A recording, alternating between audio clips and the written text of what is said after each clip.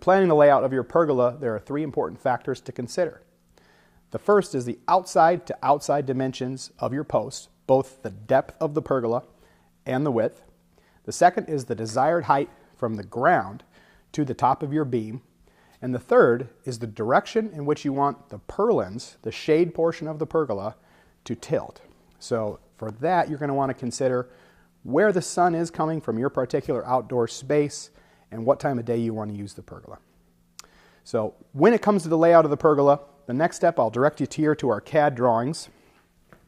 All of our pergola kits come with a CAD drawing that denotes the width, the depth, the recommended heights. We'll have even on there the rafter spacing. If you do not want these exact width and depths, that's not a problem. Every single kit is trimmable for both width and depth. If you'd like to trim the width of the pergola, it's very simple. That's this outside box beam here, the outside box beam here, and each one of the purlins. If you'd like to trim the depth of the pergola, there's one more thing to consider, and that is that the purlin holders have holes in them spaced at whatever increment you choose based upon your shade level. So I've got one of them here to illustrate. Here is an inside purlin holder, and you notice we put stickers on them here. Don't cut this end.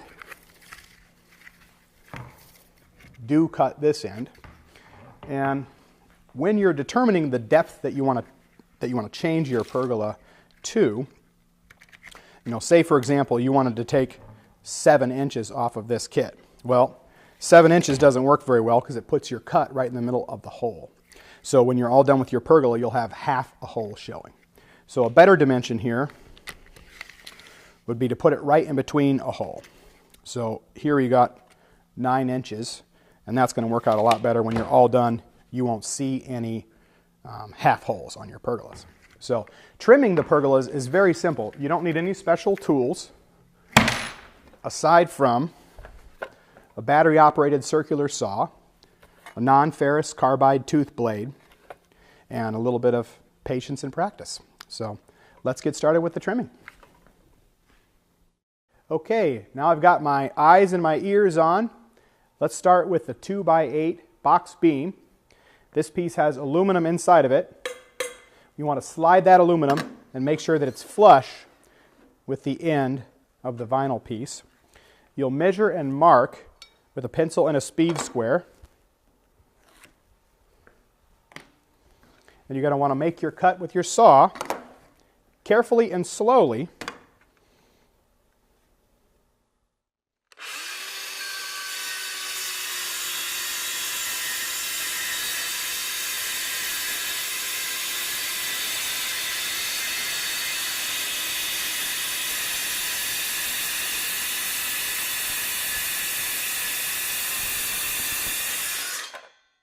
All the way through that vinyl and aluminum in one shot.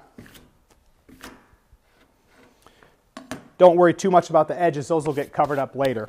Now if you do happen to make a mark on the vinyl when you're going about it, all of our kits come with a Mr. Clean magic eraser. You can lick your thumb and just take those little scuff marks from the saw right out.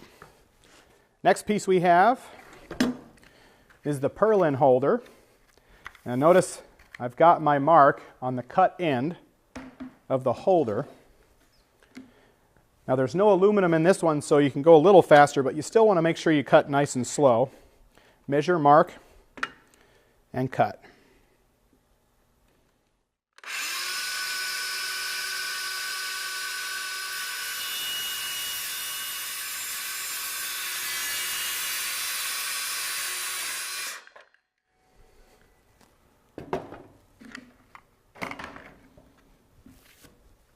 Next we'll move to our vinyl post sleeve.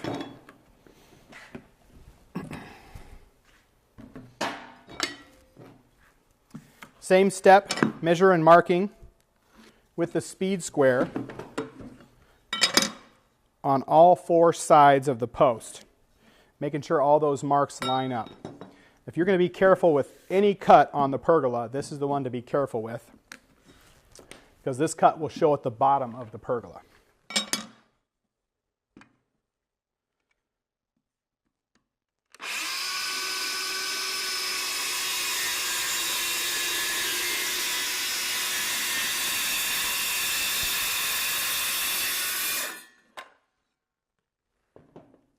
go ahead and roll the post and trace that cut all the way around with your saw.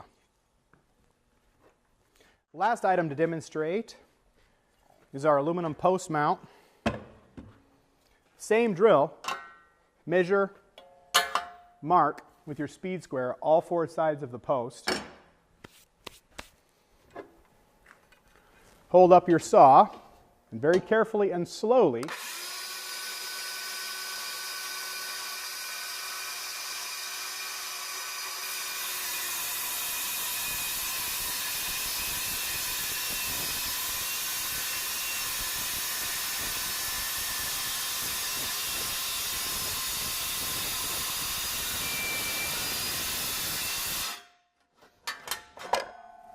cut that aluminum all 4 sides of the post. Now, if you're like me and it's hard to get a perfect cut on this step, don't worry too much about that. The vinyl post sleeve, once it goes over this tube, is going to cover up that cut. So, on to the next step.